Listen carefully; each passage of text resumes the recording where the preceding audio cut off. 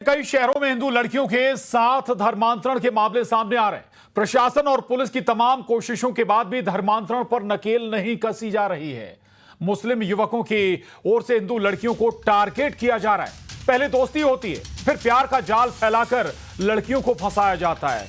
मंत्री कैलाश विजयवर्गीय ने कहा कि हिंदू बेटियों के खिलाफ प्यार के नाम पर बड़ा षड्यंत्र चल रहा है। माता पिता अपनी बेटियों को अच्छे संस्कार दें। उधर कांग्रेस ने निशाना साधते हुए कहा कि सरकार की लॉ एंड ऑर्डर की जिम्मेदारी।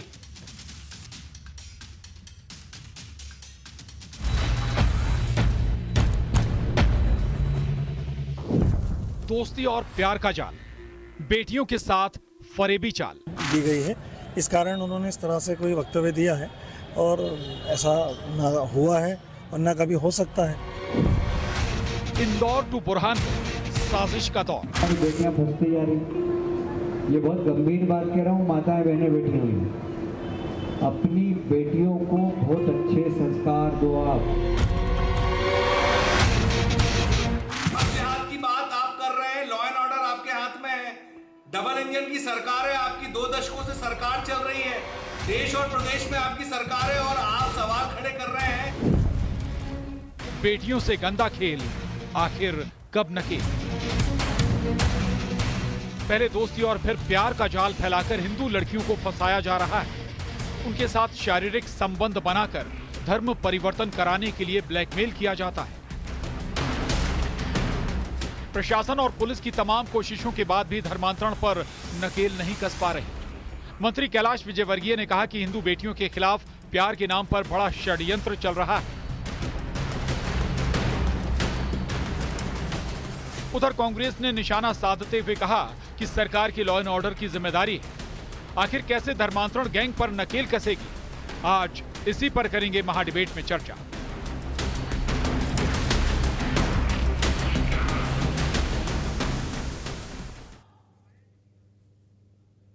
और शहर शहर साजिश का पर्दाफाश हुआ है। आखिर हिंदू बेटियों के खिलाफ यह साजिश क्यों और कितने किरदार हैं जो साजिश से इसमें शामिल हैं, आज इसी पर करेंगे चर्चा। लेकिन पहले महाडिबेट के सवालों पर नजर। और हमारे आज के बड़े सवाल हैं, मजहबी खेल पर आखिर नकेल कब कसी जाएगी? ये सवाल बार बार उठता है और हम बार बार पूछेंगे। दूसरा सवाल है, हिंदू बेटियां ही क्यों टारगेट पर हैं? क्या वाकई कोई बहुत बड़ी साजिश रची जा रही है हिंदू युवतियों के खिलाफ? तीसरा सवाल, बड़ा सवाल, धर्मांतरण की पटकथा के आखिर कितने सूत्रधार हैं?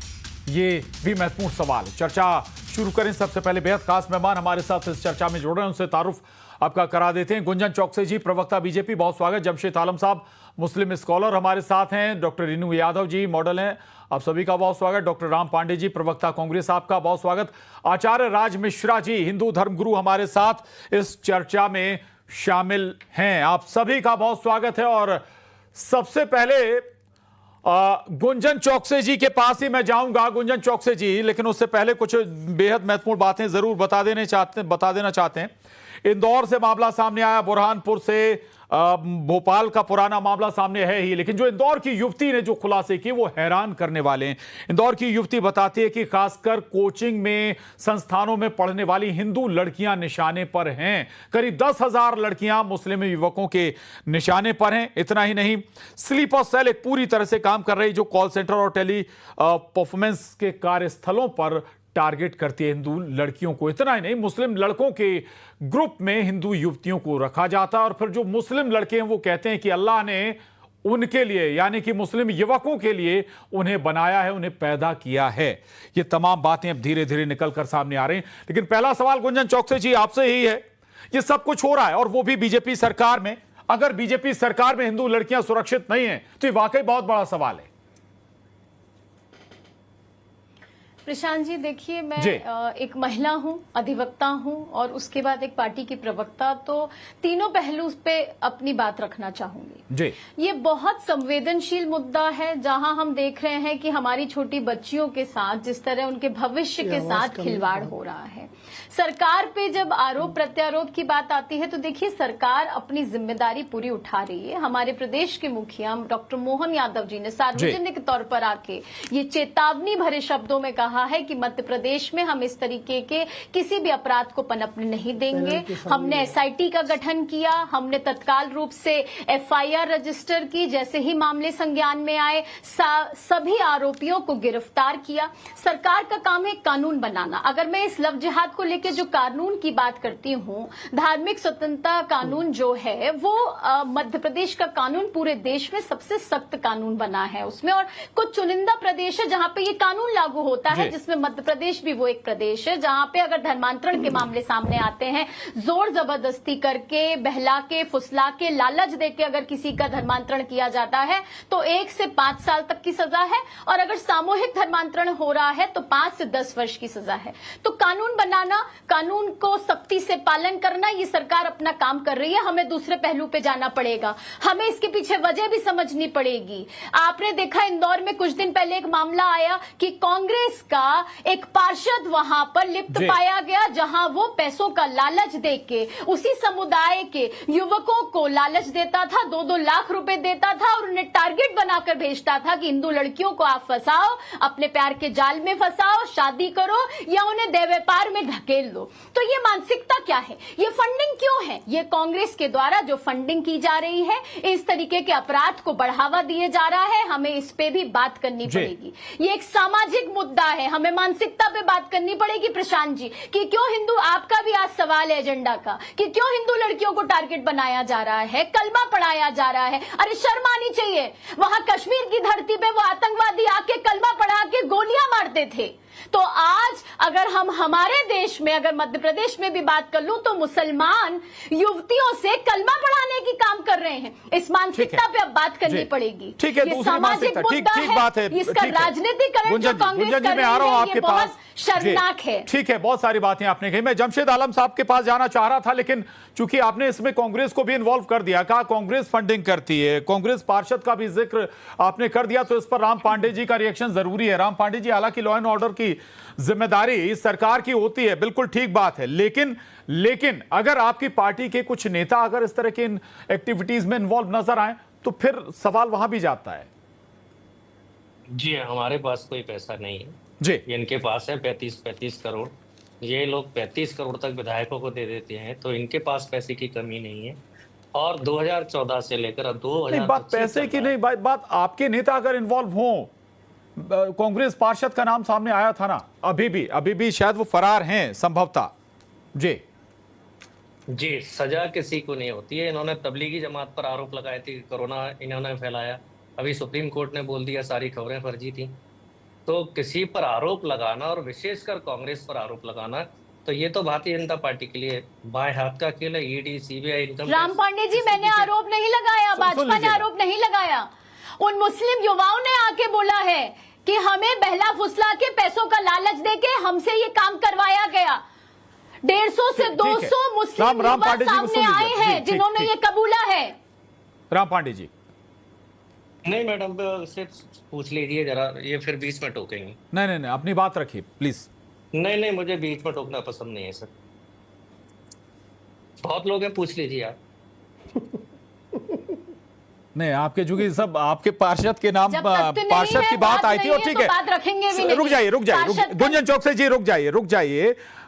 राम पांडे जी, वाकई जो लड़के पकड़े गए थे उन्होंने उस पार्षद का नाम लिया था जो इस पूरे खेल में शामिल थे, इस पर जवाब देना नहीं बनता है आपका। देखिए, भारतीय जनता पार्टी झूठ का पुलिंदा है। अभी जून की घटना है, पिछले महीने की जी, भितरवार, जहां भारतीय जनता पार्टी का एमएलए है मोहन सिंह राठौर, वहां 2500 लोगों ने धर्म परिवर्तन किया, हिंदू धर्म छोड़ा है। कहां चले गए थे ये बीजेपी के लोग? एफआईआर तक नहीं हुई है। आप एक की बात कर रहे हैं, मैं 2500 की बात कर रहा हूँ। ये 6 जून की बात कर रहा हूँ, मैं पिछले महीने की बात कर रहा हूँ। और लगातार धर्म परिवर्तन की घटना बढ़ रही है, लगातार अपराध। केवल राम पांडे जी, केवल धर्म परिवर्तन की बात नहीं है। पहले हिंदू युवतियों को प्यार के जाल में फंसाया जाता है, शारीरिक संबंध बनाए जाते हैं, इसके बाद उनके वीडियो बनाए जाते हैं और फिर ब्लैकमेल किया जाता है, फिर धर्म परिवर्तन का मामला आता है। आप जो दूसरे ट्रैक पर ले गए, ठीक है, मैं लौटूंगा आपके पास। जमशेद आलम साहब, अब आप इस पर क्या कहेंगे? मैं ये कहूंगा कि भाई ये कैसे हो रहा है? क्या बगैर लॉजिस्टिक सपोर्ट, बगैर फाइनेंशियल सपोर्ट ऐसे इतने बड़े पैमाने पर युवा इस दिशा में आगे बढ़ सकते हैं? मुस्लिम युवा, जैसा कि इंदौर की युवती ने बताया, पीड़ित युवती है, 7 साल उसके साथ गलत हुआ है। वो कह रहे कि हर संस्थान कोचिंग की जो लड़कियां हैं, हिंदू युवतियां हैं, वो टारगेट पर हैं। भोपाल का फरहान कैसे एक रैकेट बनाकर, गिरोह बनाकर हिंदू लड़कियों को टारगेट करता था। झांगुर, मैं यूपी नहीं जा रहा हूं, केवल एमपी पर रहूंगा। ये केवल अलग अलग जगह से मामले सामने आ रहे हैं, बगैर बैकअप के, बगैर कोई सपोर्ट के, बगैर कोई इंटेलेक्चुअल सपोर्ट के। क्या ऐसे युवा कर सकते हैं? आलम साहब जी, बहुत धन्यवाद जी। देखिए, जहाँ तक सवाल अपराध का है, अपराधियों का कोई धर्म नहीं होता, और अपराध जो होता है सभी धर्म के लोगों से भी होता होगा। केवल एक मुसलमान के लड़कों से ही अपराध हुआ होगा ऐसा संभव नहीं है। और जहाँ तक ये स्पेसिफिक अपराध कैसा होता है कि ये स्पेसिफिक किस तरह का अपराध, थोड़ा ये जरूर समझाइएगा आलम साहब। लॉ एंड ऑर्डर पूरी तरह फेल है। ये खुद मंत्री भारतीय जनता पार्टी के मंच से कह रहे हैं कि हमारी सरकार में कुछ भी हो सकता है, यानी कि सरकार में लॉ एंड ऑर्डर नाम की कोई चीज नहीं है। नहीं, सरकार की जिम्मेदारी है लॉ एंड ऑर्डर संभालने की, बिल्कुल जिम्मेदारी है। लेकिन उस फरहान को ये कौन कह देता है कि वो सवाब का काम कर रहा है? हिंदू लड़कियों के साथ अगर जिस्मानी रिश्ते बना रहा है तो वो सवाब का काम है। ये उसे कौन समझाता है? ये बताइए ना जरा जमशेद आलम साहब। सबसे बड़ा सवाल ये, मध्य प्रदेश सरकार जिस पुलिस के बलबूते पर सरकार चला रही है, क्या वो सुरक्षित है? नहीं, जमशेद आलम साहब जवाब नहीं मिला। म्यूट कर दिए जी। मेरी आवाज शायद म्यूट कर दी। नहीं, आपकी आवाज हम तक पहुंच रही, पूरी आवाज जा रही है। बात करिए अपनी, रखिए बात प्लीज। तो मेरी बात का सवाल, मेरे सवाल का भी जवाब इनको देना चाहिए। अपराधी का कोई धर्म नहीं होता, और सभी धर्म के लोग कुछ ना कुछ अपराध कहीं ना कहीं करते हैं। नहीं, लेकिन सुन लीजिए आलम साहब, ये अपराध बाकी जैसे अपराधों से अलग है। आप इसे वैसे मत जोड़िए। ये सामान्य अपराधों से हटकर है। क्या आप इसे जनरलाइज करना चाह रहे हैं? जनरलाइज करना चाह रहे हैं आप इसे, आलम साहब? आप केवल एक धर्म पर आप टारगेट करके खबर नहीं, कोई एक धर्म पर नहीं। ये मामले बता दीजिए ना जो बुरहानपुर से सामने आया है। केवल एक धर्म पर जी, उज्जैन से जो सामने आया है, नाबालिग लड़की को परेशान करने का आरोप, ठीक है। इंदौर से जो मामला सामने आया है, 7 साल से एक लड़की, भोपाल में जो रैकेट सामने आया था, ये एक आप सुन लीजिए ना, एक धर्म विशेष की लड़कियों को यहाँ टारगेट नहीं किया जा रहा। क्या एक धर्म विशेष की लड़कियां यहाँ टारगेट पर नहीं है? क्या आप कह रहे हैं एक धर्म विशेष को हम टारगेट कर रहे हैं? यहाँ पर एक धर्म विशेष की लड़कियां टारगेट पर नहीं है क्या, जमशेद आलम साहब? मैं आपसे कह तो रहा हूं, सभी धर्म की लड़कियां टारगेट पर है, क्योंकि सरकार में लॉ एंड ऑर्डर पूरी तरह फेल है। जी, राज मिश्रा जी हमारे साथ हैं, बहुत देर से हाथ जोड़े सुन रहे हैं। राज मिश्रा जी, पूरी बातचीत आपने सुन ली होगी, लेकिन मेरा जवाब अभी भी नहीं मुझे मिला है। मैं इसलिए इतनी देर से सुन रहा था, मुझे लग रहा था कि शायद कुछ तो लोग सच बोल पाएंगे। ये कहा जाता है कि अपराधी का कोई धर्म नहीं होता, लेकिन दुखद तो जब होता है जब एक ही धर्म का व्यक्ति आकर के दूसरे धर्म की लड़कियों को फंसाने का प्रयास करता है। मैं चैलेंज करता हूं यहां मुस्लिम स्कॉलर से, बैठे हुए प्रवक्ता से, और जो भी प्रवक्ता कहते हैं कि धर्म नहीं होता, मैं उनको चैलेंज करता हूं, मुझे 5 ऐसे हिंदू लड़के बता दीजिए। 5 की बात कर रहा हूं, 5 हिंदू लड़के जिन्होंने अपने नाम को बदला हो, अपने धर्म को छुपाया हो, और धर्म छुपाकर किसी अन्य धर्म की लड़कियों को बरगलाया हो। मैं 5 लोगों की बात बता रहा हूं। मैं 5 ऐसे धार्मिक लोगों की बात, जैसे छांगुर जैसे पकड़े गए ना टुच्चे, उन जो अपना धर्म छुपा करके सौदा कर रहे थे लड़कियों का, और फिर कहा जाता है कि धर्म नहीं होता किसी का, अपराधी का धर्म नहीं होता। ये कहने की यहाँ हिम्मत रखी जा रही है। अरे कहो कि अपराधी का एक ही धर्म होता है। कोई मेरा एक हिंदू व्यक्ति बता दो जिसने धर्म परिवर्तन, घर वापसी हुई है, लेकिन चैलेंज के साथ बिना नाम बदले खुले मंच से कह करके, उस दिलों की तरह पैसा दे करके नहीं, उस दिलों की तरह नाम बदल करके नहीं, उस दिलों की तरह पहचान छुपा करके नहीं। तो ये कहना होगा कि जब भी कोई हिंदू, कोई सनातनी कुछ करता है, खुलकर कहता है कि यदि आपकी स्वेच्छा से इच्छा है तो आप मेरे धर्म में आओ, किसी को धोखे से, किसी को ऐसे नहीं रखता। और आप कहते हो धर्म नहीं होता। जब भी कहीं आतंकवादी घटनाएं देखी जाएंगी तो एक ही धर्म का व्यक्ति देखा जाएगा, उसके सपोर्टर देखे जाएंगे तो एक ही धर्म के व्यक्ति देखे जाएंगे। ठीक है। लेकिन भैया धर्म नहीं होता है। रिया गौतम, आप सबको याद होना चाहिए, मैं कहता हूं अपराधी का धर्म नहीं होता। आप जरा एक बार देख लीजिएगा, रिया गौतम आप सबको याद है, जिस बच्ची को मार दिया गया था, कोई धर्म, कौन से धर्म वालों ने मारा था, जरा याद कर लीजिएगा उस धर्म को।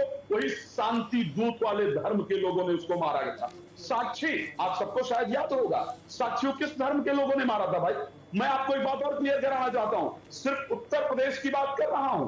उत्तर प्रदेश में 2020 से लेकर के 2024 के बीच में 1868 लग जिहाद के मामले पाए गए हैं। ठीक है। के लोग थे भाई वो नहीं, ठीक है, ये बड़ा आंकड़ा, यूपी का भी बड़ा आंकड़ा है। छांगुर से जुड़ा भी बहुत सारा डेटा अभी आना बाकी है। मैं आऊंगा आपके पास। डॉक्टर रीनू यादव जी भी हमारे साथ हैं। रीनू यादव जी, इसका सॉल्यूशन थोड़ा सा जरूर समझाइएगा। इसका अब सॉल्यूशन हम कैसे निकालें? आप दोनों के पास मैं आ रहा हूं जी। आलम साहब आ रहा हूं बस प्लीज। रीनू यादव जी काफी देर से बैठी हुई हैं। ये वाकई कोई सामाजिक परेशानी है क्या है सॉल्यूशन क्या है रीनू यादव जी?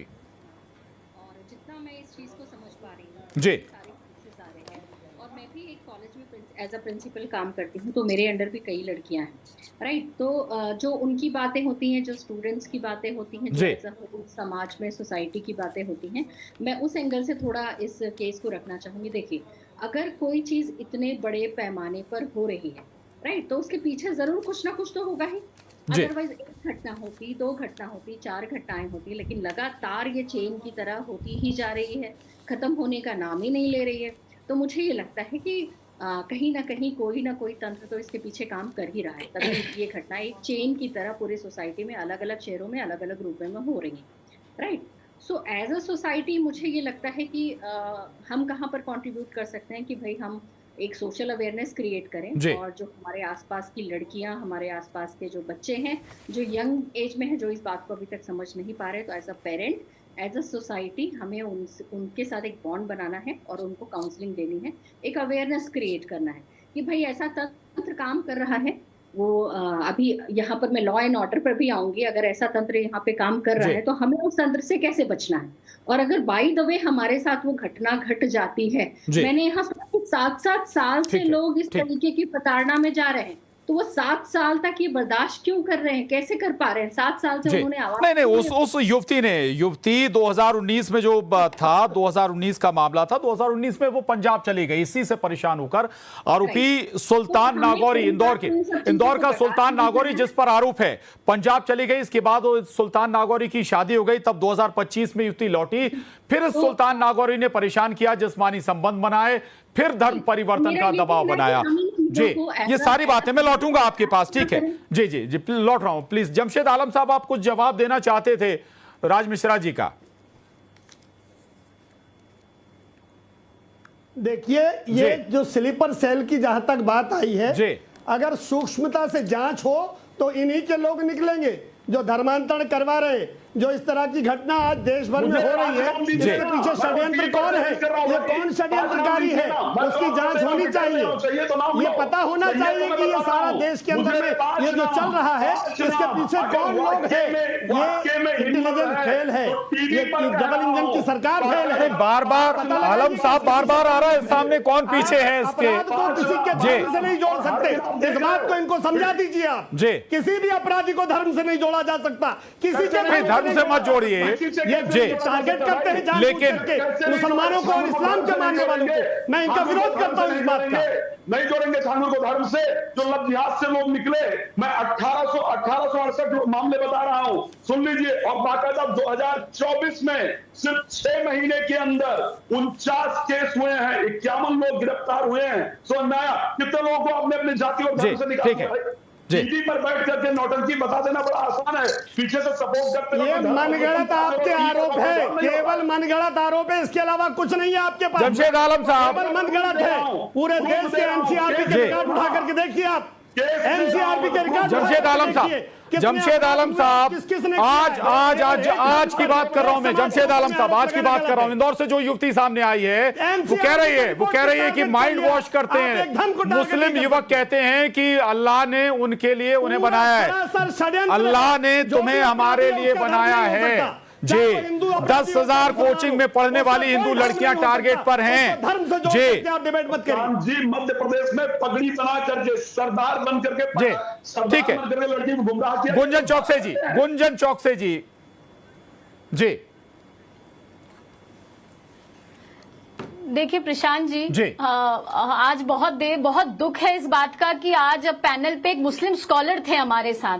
स्कॉलर वर्ड अगर उनके नाम में जुड़ रहा है तो मैं तो उम्मीद कर रही थी कि एक बार वो कह देते ना कि हाँ जो मुस्लिम युवा ये कर रहे हैं वो गलत कर रहे हैं, तो हम मानसिकता पे सवाल नहीं खड़ा करते। आप कह दीजिए, लेकिन वो भी समर्थन करते दिख रहे हैं, वो भी सिर्फ और सिर्फ धर्म पे बात करते दिख रहे हैं, वो भी सिर्फ कांग्रेस का समर्थन करते दिख रहे हैं। देखिए आलम जी, आपकी मेरे से मैं कोई पक्ष विपक्ष आपके साथ नहीं कर रही हूँ, लेकिन अगर बात मुद्दे की होती है तो आपको बोलना पड़ेगा कि हाँ ये गलत है। आज पैनल पे बैठे 5 लोगों में से सिर्फ कांग्रेस प्रवक्ता को ये सही लगता है और एक मुस्लिम स्कॉलर को ये सही लगता है। ये क्या दर्शाता है? ये आपकी मानसिकता दर्शाती है। अरे एक बार आप कह देते कि हाँ हिंदू लड़कियों के साथ अगर युवक ऐसे कर रहे हैं तो वो गलत कर रहे हैं। आप कह देते कि सरकार को तो फांसी की सजा दे देनी चाहिए उन्हें, लेकिन आपने सिर्फ उनका समर्थन दिखाने की कोशिश की है। यहाँ राम पांडे जी ने समर्थन दिखाने की कोशिश की है। सवाल उनके जब पार्षद का उठता है तो वो उसको कबूलते नहीं नजर आ रहे हैं।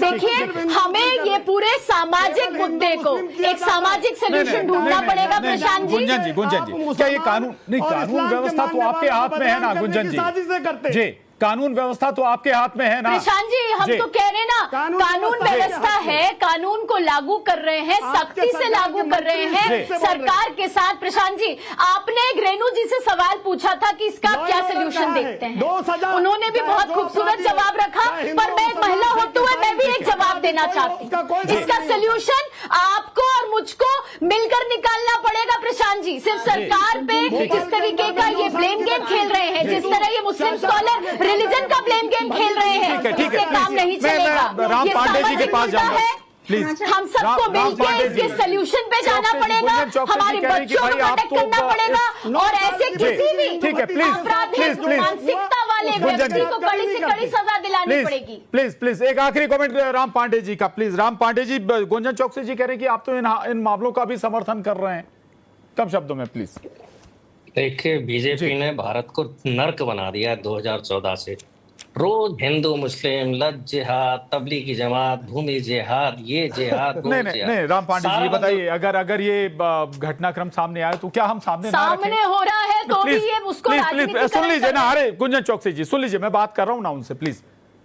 राम पांडे जी मेरे पास इन समस्याओं का सॉल्यूशन है जी, लेकिन ना तो आप सुनना चाहेंगे, सुनाइए प्लीज, कम शब्दों में सुनाइएगा, थोड़ा वक्त कम है जी।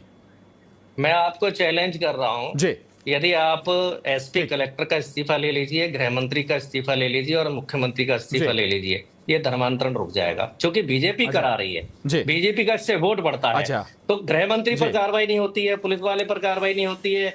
यानी आपको लग रहा है सुल्तान नागौरी के पीछे बीजेपी है, आपको लग रहा है कि फरहान जो भोपाल धर्मकांड था उसके पीछे बीजेपी। चले माफी चाहूंगा, चर्चा यही खत्म करेंगे। माफी चाहूंगा, बहुत शुक्रिया आप सभी खास मेहमानों का, धन्यवाद। लेकिन ये मामले जो अलग अलग शहरों से मध्य प्रदेश के सामने आ रहे हैं वाकई चिंता बढ़ाने वाले हैं।